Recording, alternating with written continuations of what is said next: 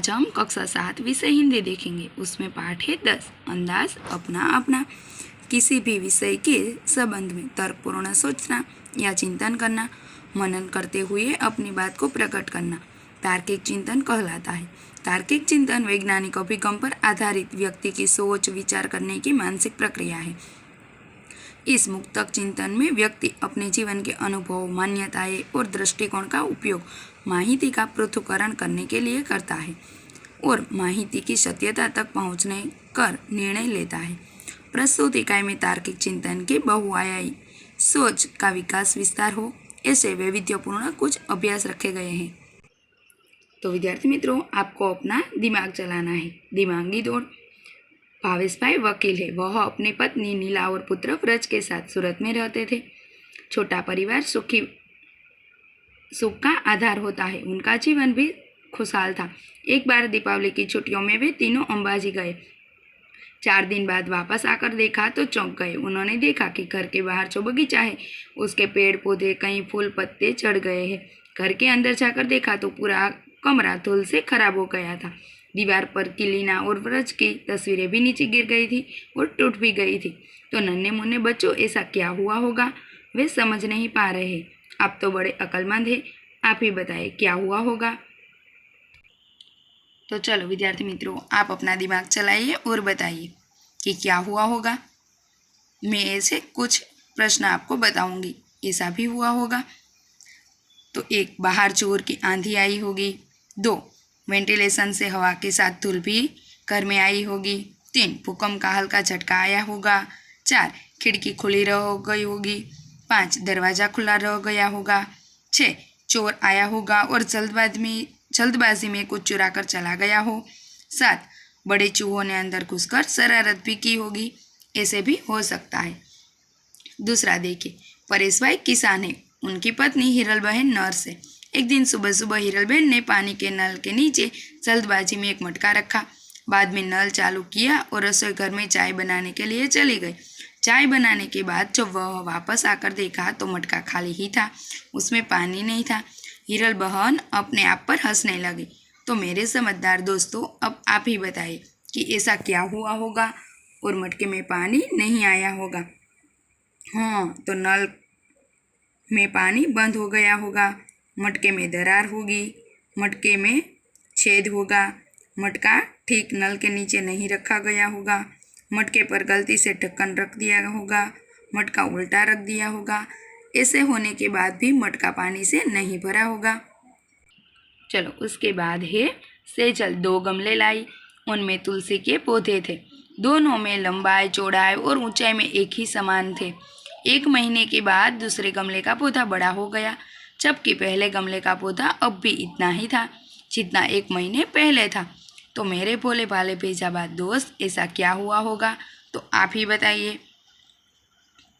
तो वह गमले का पौधा प्लास्टिक या नकली होगा, उसमें पानी की कमी रह गई होगी, उससे ज़रूरी हवा प्रकाश नहीं मिले होंगे, किसी ने पौधे को काट दिया होगा, पौधे के गमले में मिट्टी निकाल दी गई होगी, गमले में उचित खाद नहीं डाले होंगे।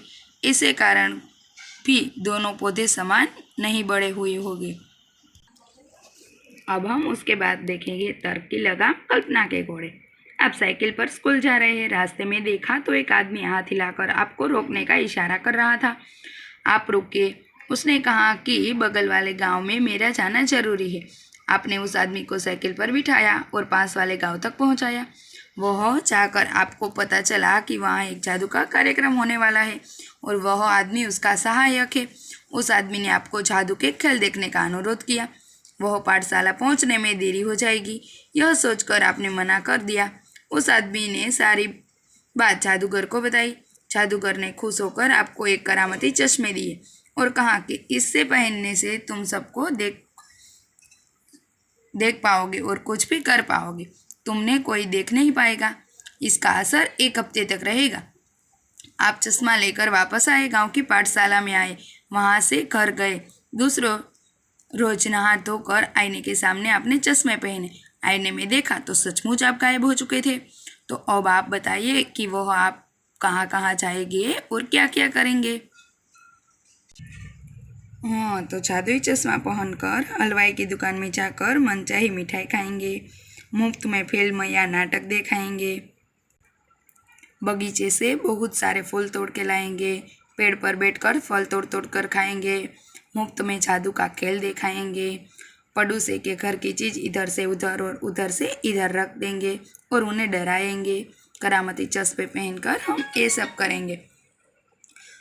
उसके बाद है पूरे दिन की पढ़ाई और खेलकूद के बाद रात को आपकी आंख लग गई। नींद में आपने एक सपना देखा। आप घूमते घूमते बहुत दूर निकल गए।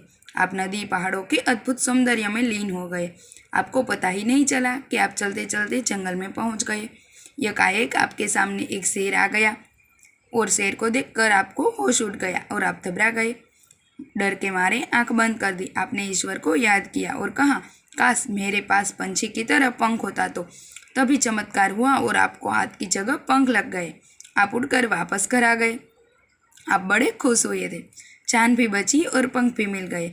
सपना टूटा। आपकी नींद से आंख खुली तो आपने पाया कि आपको हकीकत में हाथों की जगह पंख मिल गए हैं। तो मेरे परिंदे दोस्तों, आप ही बताइए कि आप कहाँ कहाँ जाएंगे और क्या क्या देखेंगे। तो उड़ने के लिए हमें पंख मिल जाए तो हम क्या क्या करेंगे। तो आसमान में बादल के पास जाकर उन्हें देखेंगे, पक्षियों से मित्रता करेंगे, पक्षियों के साथ उड़ने की शर्त लगाएंगे, उड़कर बाजार से चीज़ें ले आएंगे, पेड़ों पर जाकर बैठ जाएंगे, पहाड़ों पर जाकर आनंद मनाएंगे, दूर रहने वाले मित्र के घर जल्दी पहुंच जाएंगे और जंगल में जाकर शेरों तथा बाघों से नज़दीक से उन्हें देख भी आएंगे। विद्यार्थी मित्रों, इस बार आपकी मज़ेदार और अनोखी कसौटी होने वाली है। एक बड़ा जहाज आपको निर्जन द्वीप पर ले जाने वाला है। वहाँ केवल मिट्टी, कंकड़, पत्थर, पहाड़ और समुद्री पानी ही हो। मेरे बुद्धिमान दोस्त, वहाँ एक हफ्ते तक सुख चैन से रहने के लिए आप अपने साथ क्या क्या ले जाएंगे, तो उसकी सूची बनाइए। तो सुख चैन से रहने के लिए वहाँ हम काफ़ी कपड़े ले जाएंगे। खाने के लिए बिस्किट, पॉपकॉर्न, सेब आदि सूखे खाद्य पदार्थ ले जाएंगे। काजू, बादाम, अंजीर आदि फल मावा ले जाएंगे। एक स्टोव भी ले जाएंगे। उस पर खाना बनाने के लिए हम कुकर, आटा, दाल, चावल, मसाले भी ले जाएंगे। एक हफ्ते तक चले उतना पीने का पानी भी ले जाएंगे। वहाँ हम क्रिकेट का सामान, शतरंज, फुटबॉल, टेनिस आदि ले जाएंगे। पढ़ने के लिए रोचक और ज्ञानवर्धक पुस्तकें भी ले जाएंगे। एक कॉपी ले जाएंगे जिसमें उस द्वीप पर मिलने वाली वनस्पतियों, वहाँ के पक्षियों, प्राणियों के बारे में भी जानकारी प्राप्त करेंगे। रक्षा के लिए एक छोटी बंदूक भी ले जाएंगे। चलो, अब है मैं क्यों मानूं। कुछ विज्ञापन में प्रकाशित खास विधानों को गौर से पढ़िए और उस पर वाद विवाद कीजिए। तो सबसे पहले है अब नए पैक में। तो हम कोई भी वस्तु खरीदते हैं उसका न्यू पैक होगा। तो अब नए पैक में तो हम खरीदेंगे, तो हम पुरानी चीज़ तो खरीदते ही है पर नए पैक में हम सबसे ज़्यादा करेंगे, क्योंकि नया पैक आकर्षक होगा, नए पैक में टिकाऊ भी होगा, वस्तु का दाम भी पहले से कम होगा, वस्तु की गुणवत्ता में भी सुधार किया गया होगा। 2 है शौक बड़ी चीज़ है। तो शौक, मुझे अच्छे खाने, कपड़े पहनने और खेलने का शौक है। शौक पूरा करने के लिए मैं पैसों की परवाह भी नहीं करता। शौक जिंदा दिली आदमी की पहचान होती है। शौक पूरा करने के लिए मैं दूर भी जा सकता हूँ। शौक पूरा करने के लिए ही तो जिंदगी का मज़ा है। तीसरा है पहले इस्तेमाल करें फिर विश्वास करें। तो यहाँ है कि इस्तेमाल करने पर ही तो विश्वास होगा कि वस्तु क्या है। विश्वास होगा तो ही तो अच्छी बिक्री होगी। अच्छी बिक्री होगी तो ही तो इस विज्ञापन का हमें लाभ मिलेगा। यहाँ पेट्रोल ही नहीं विश्वास भी मिलता है। तो आजकल हर चीज़ मिलावटी होती जा रही है। यहाँ पेट्रोल में मिलावट नहीं की जाती, इसलिए कहा है यहाँ पेट्रोल नहीं विश्वास भी मिलता है। उसके बाद है हम सिर्फ गहने ही नहीं बनाते, रिश्ते भी बनाते हैं। तो इसमें है एक ही जगह गहने बनवाने से एक दूसरे में अच्छी जान पहचान हो जाती है, परस्पर विश्वास भी बढ़ता है, पैसों के लेन देन में सहूलियत रहती है और गहरी मित्रता भी हो सकती है। उसके बाद पकाते हैं रसोई, परोसते हैं प्यार। तो उसमें है हम स्वादिष्ट और पौष्टिक भोजन के लिए वहाँ जाते हैं। एक बार खाया कर तो देखे हमारे यहाँ का रुचिकर भोजन। भोजन के स्वाद के साथ हमारी आत्मीयता का भी अनुभव करते हैं।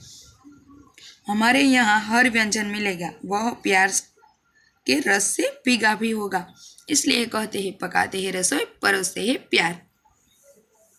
अंदाज अपना अपना। मेरे होनहार दोस्त, अब आप भाषा की पृष्ठभूमि पर कुछ खेल खेलने वाले हैं। उदाहरण देखते जाइए और खेल खेलते रहिए। शब्द सीढ़ियाँ है। सबसे पहले है भारत, तमाशा, शालीन, नसीब, जादूगर, तोरसना, नाताल, लड़का, काजल, लगन, नगर।